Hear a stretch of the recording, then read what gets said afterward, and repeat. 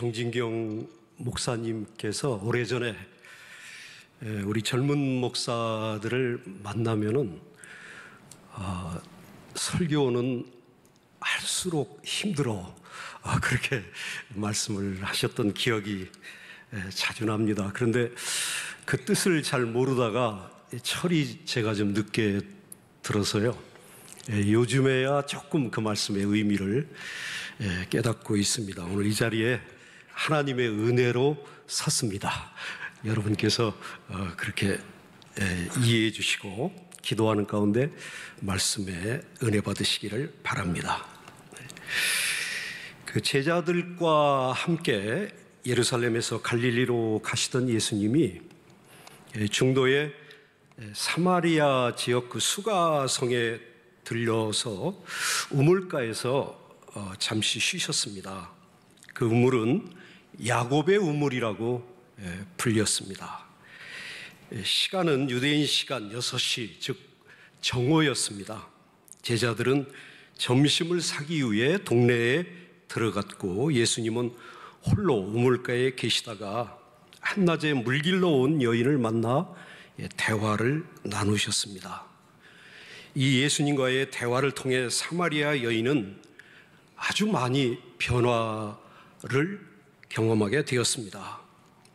마음에 담아두었던 이 질문들을 솔직하게 털어놓게 되었고요, 이 대화를 통하여 자기 자신이 누군가 하는 것을 좀 더 잘 알게 되었습니다.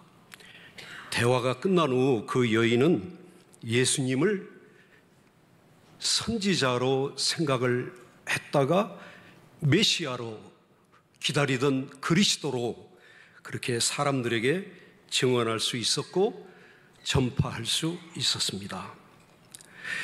만일 사마리아 여인이 세상이라면 예수님께서 하셨던 대화는 오늘 우리 교회가 따라가야 할 중요한 복음의 내용을 담고 있습니다. 오늘 그 이야기를 여러분과 함께 나누고자 합니다.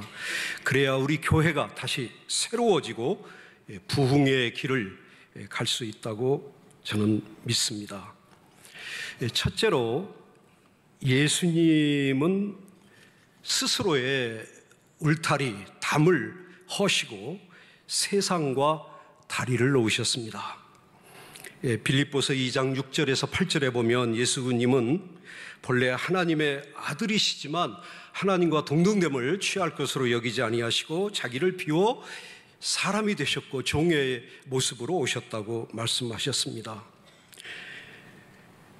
그는 근본 하나님의 본체시나 동등됨을 취할 것으로 여기지 아니하시고 오히려 자기를 비워 종의 형체를 가지사 사람들과 같이 되셨고 사람의 모양으로 나타나서 자기를 낮추시고 죽기까지 복종하셨으니 곧 십자가에 죽으심이라. 예수님은 하나님의 아들이라는 높은 영광의 자리에서, 그리고 유대인 남자라는 이 선택받은 우월감에서 스스로를 내려놓으시고 우물가에서 무명의 사마리아 여인에게 다가가신 것입니다. 여러분 잘 아시는 대로 오늘날은 상명하복의 시대가 아닙니다. 벽을 허물고 낮은 자리에 다가가서 소통하는 그런 시대입니다. 강압적으로 명령을 내리는 시대가 아니라 대화하는 시대입니다. 들어주고 소통하는 시대입니다. 이 시대 정신은 바로 이 예수님의 정신이기도 합니다. 오늘날 교회가 영광의 자리, 선택받은 우월감에서 벗어나서 세상에서 소금과 빛이 되어야 한다고 예수님은 말씀하셨습니다. 너희는 세상의 소금이니 소금이 만일 그 맛을 잃으면 무엇으로 짜게 하려? 후에는 아무 쓸데없어 다만 밖에 버려져 사람에게 밟힐 뿐이니라. 너희는 세상의 빛이라. 산 위에 있는 동네가 숨겨지지 못할 것이요 사람이 등불을 켜서 마라에 두지 아니하고 등경우에 드나니 이러므로 모든 집안 사람에게 비치느니라. 이같이 너희 빛이 사람 앞에 비치게 하여 그들로 너희 착한 행실을 보고 하늘에 계신 너희 아버지께 영광을 돌리게 하라. 마태복음 5장 13절 16절의 말씀입니다. 여러분, 교회는 세상의 소금과 빛이라고 말씀하셨습니다. 빛이 되라고, 앞으로 그렇게 하라고, 그게 아닙니다. 이미 우리는 세상의 소금이고 빛이라고 말씀하셨습니다.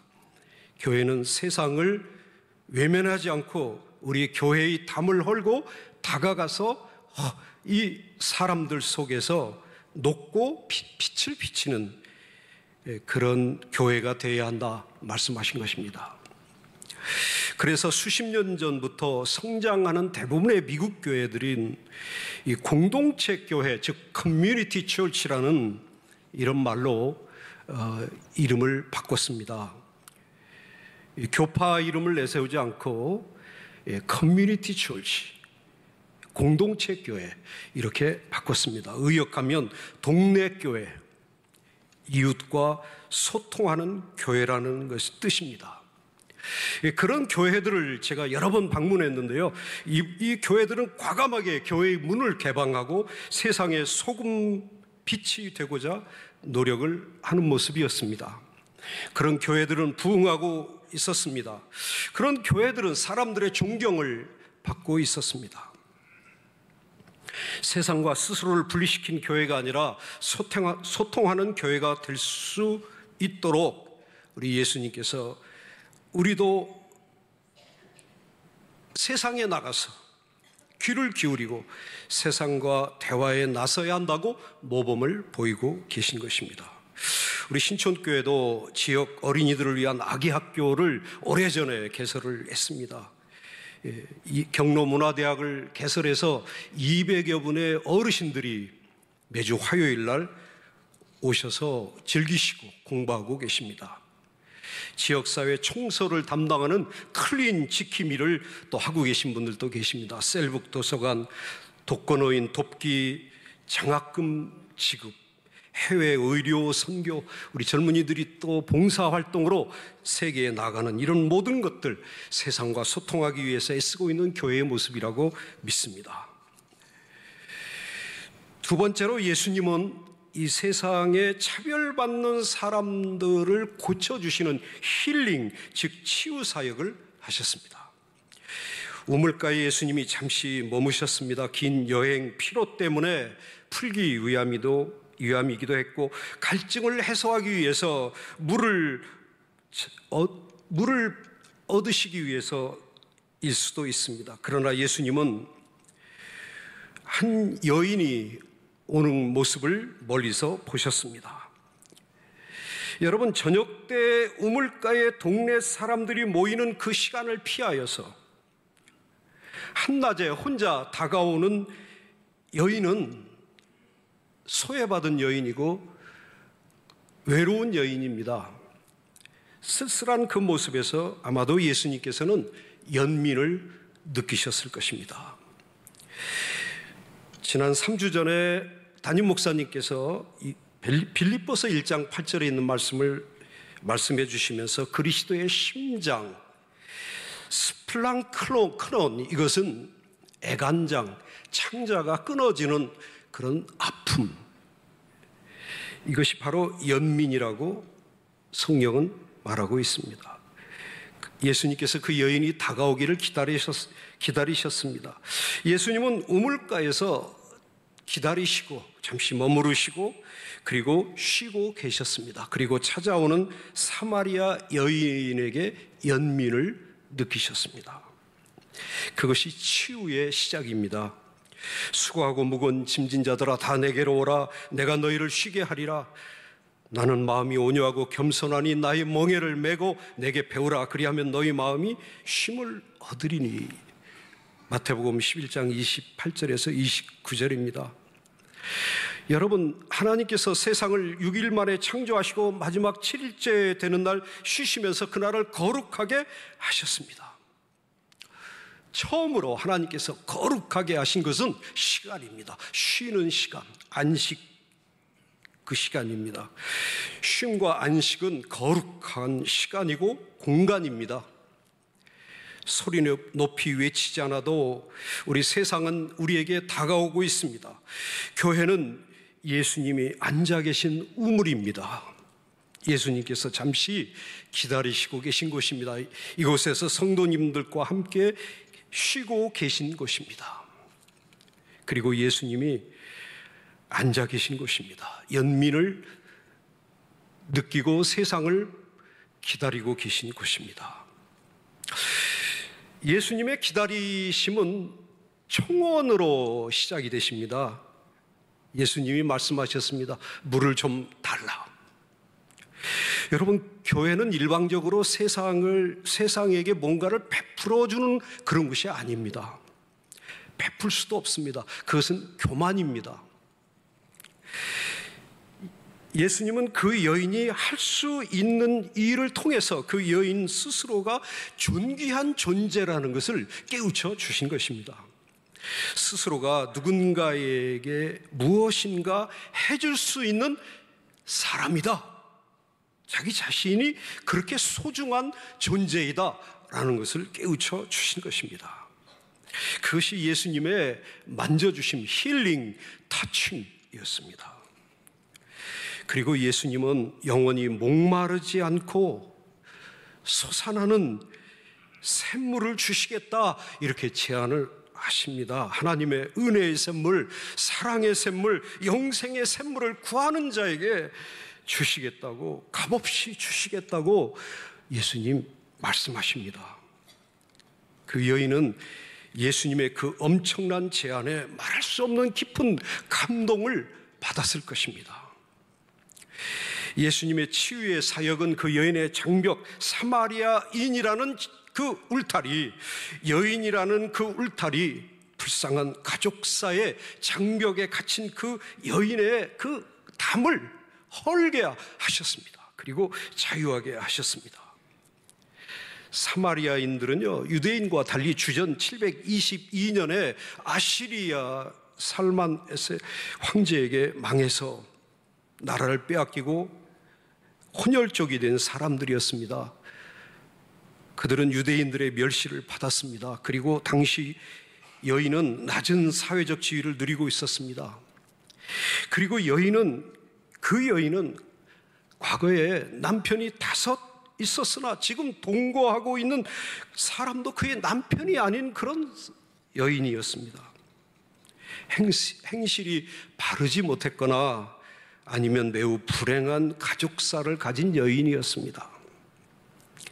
예수님께 와서 치유받을 수 있는 사람은 여러분 꼭 완벽한 사람이 아닙니다. 뭔가 약점이 있고 결점투성이인 사람이라도 예수님은 기다려 주십니다. 예수님은 우리가 누군가를 우리보다 더 잘 알고 계십니다. 우리가 그렇게 잘난 사람이 아니라는 것도 알고 계십니다. 우리가 죄인이라는 것도 알고 계십니다. 우리 약점을 덮기 위해 우리가 스스로 높은 벽을 쌓고 있는 것도 알고 계십니다. 여러분, 우리는 교회가 거룩하다, 거룩한 교회다, 그렇게 다 알고 있습니다. 그러나 모든 성도들이 다 거룩한 것은 아닙니다. 성 아구스티누스는 교회는 환자를 치료하는 병원이다 이렇게 말했습니다. 교회는 아직도 결점이 많은 사람들이, 마음의 아픈 사람들이 모여서 있는 곳입니다. 그래서 마틴 루터는 성도는 의인이며 동시에 죄인이다 이렇게 말했습니다. 예수님은 이런 사람들이 모인 이곳에서 우리 모든 사람들이 스스로를 가둔 그 울타리에서 나와서 하나님의 은혜로 치유받기를 원하십니다. 여러분도 견고한 울타리를 이제 헤치고 나오셔서 우리 예수님 주시는 그 생수, 영원토록 솟아나는 그 샘물을 여러분 마시는 여러분 되시기를 바랍니다. 결점이 많습니다. 자기를 감추고 스스로를 고립시키고 있습니다. 그것은 남의 얘기가 아니고 바로 저의 얘기고 여러분들의 이야기입니다. 우리는 남이 나의 영역에 들어오는 곳마저 싫어합니다.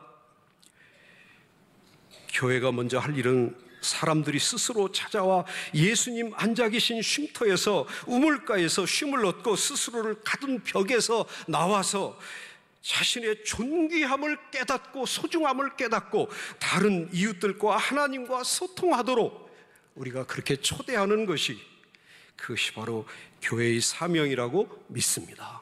그것이 바로 교회가 세상의 소금이고 빛이 하는 일입니다. 마지막으로 우리 예수님께서는 영과 진리로 드리는 예배를 강조하셨습니다. 예수님과 사마리아 여인과의 대화 중에 갑자기 예배의 장소가 중요한 주제가 됐습니다. 사마리아인들은 예루살렘 성전 예배에서 배제되었습니다. 유대인들은 자기들끼리 예루살렘 성전에서 예배를 드리는 것을 좋아했었습니다. 사마리아인들 자신들도 스스로의 예배 처소를 만들었습니다. 예수님은 여기에 대해서 전혀 다른 말씀을 하십니다. 예배는 처소가 중요한 것이 아니라 영과 진리로 드리는 예배가 참 예배다. 건물이 교회에서 필요하지만 건물 자체가 교회는 아닙니다. 제도가 필요합니다. 그러나 제도 자체가 교회는 아닙니다. 교회는 영과 진리로 예배를 드리는 성도들의 모임입니다. 여러분이 교회입니다. 여러분, 요한복음, 요한일서, 요한이 사도가 증언하는 것에 의하면요, 영과 진리는 하나입니다. 성령님의 하시는 일입니다.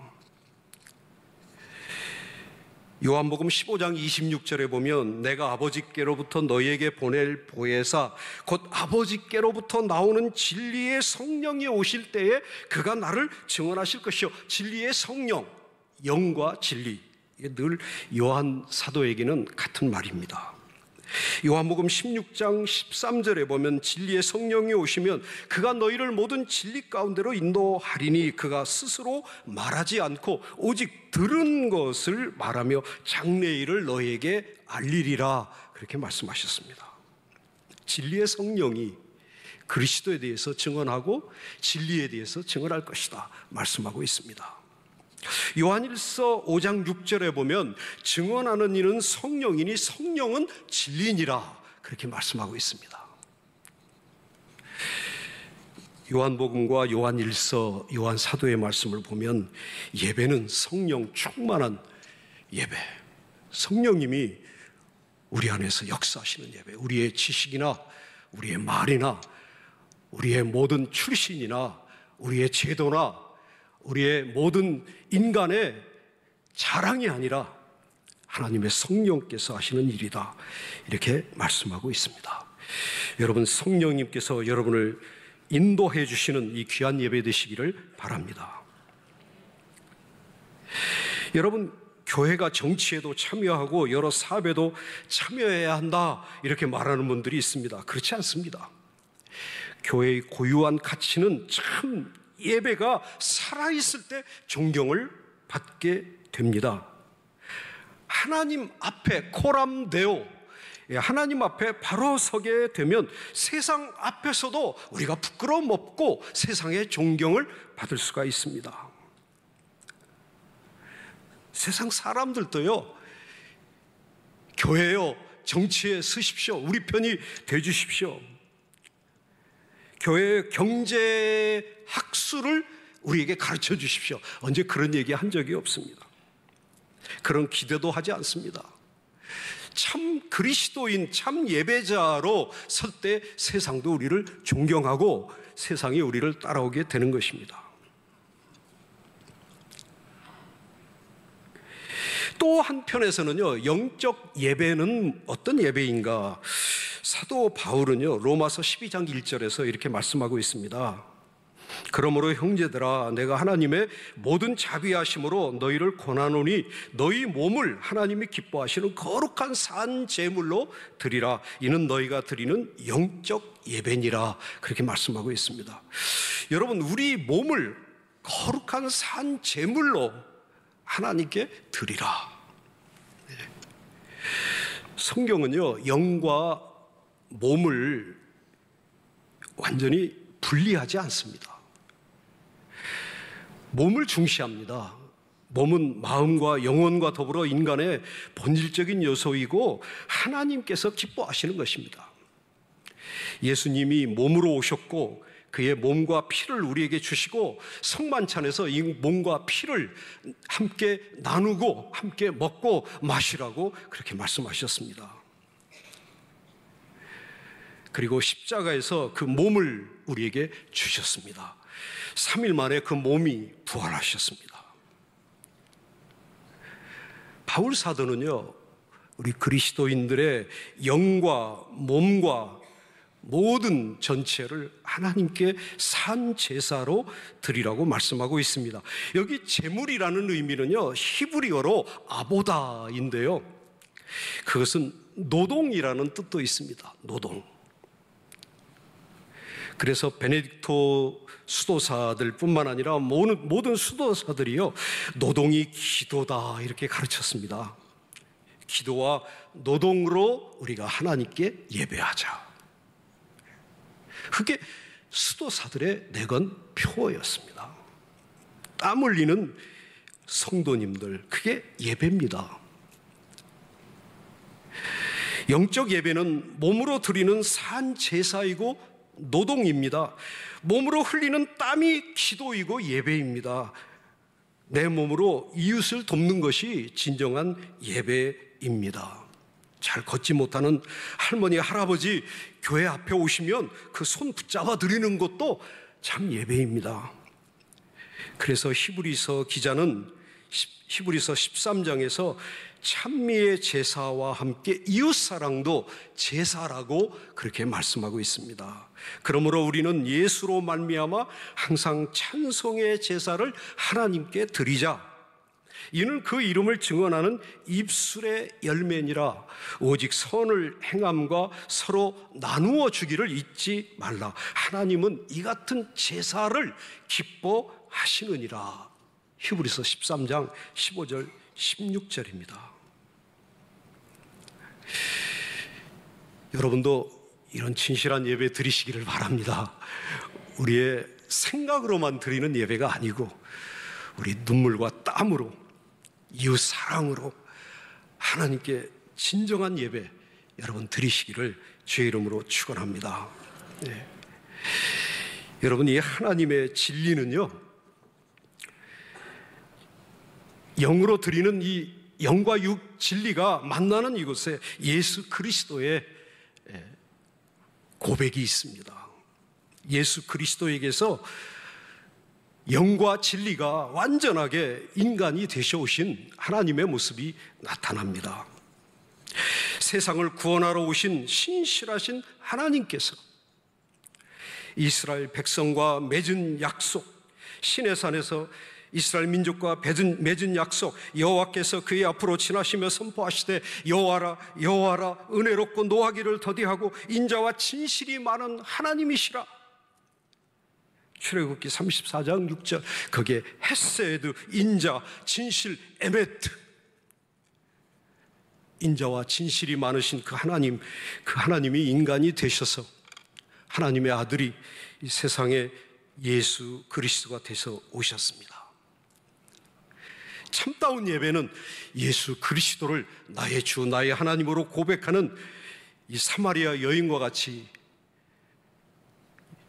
여러분, 여기 메시아가, 우리가 기다리던 메시아가 여기 계십니다. 와서 보십시오. 전하던 그 사마리아 여인의 고백, 그것이 참 예배였습니다. 그리스도를 우리의 구주로 찬미하는 곳에 진정한 구원과 예배가 이루어지는 것, 여러분 믿으시기를 바랍니다. 마지막 결론입니다. 예수님을 본받아 우리 교회는 이제 세상에 다가서고 기다려주고 소통하는 교회가 되었으면 좋겠습니다.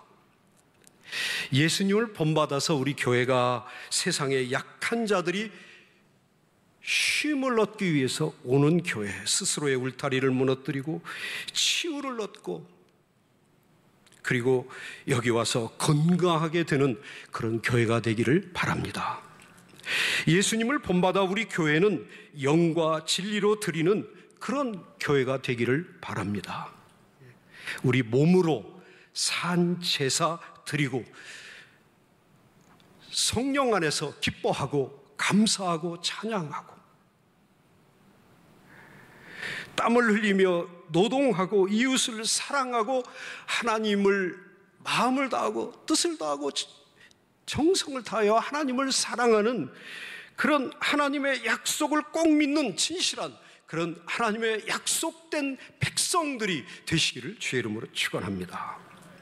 그래서 그리스도 메시아로 고백하는 신앙 고백이 여러분의 입술에서 여러분의 몸에서 흘러넘치는 그런 예배자들이 가득한 교회가 되기를 주의 이름으로 축원합니다.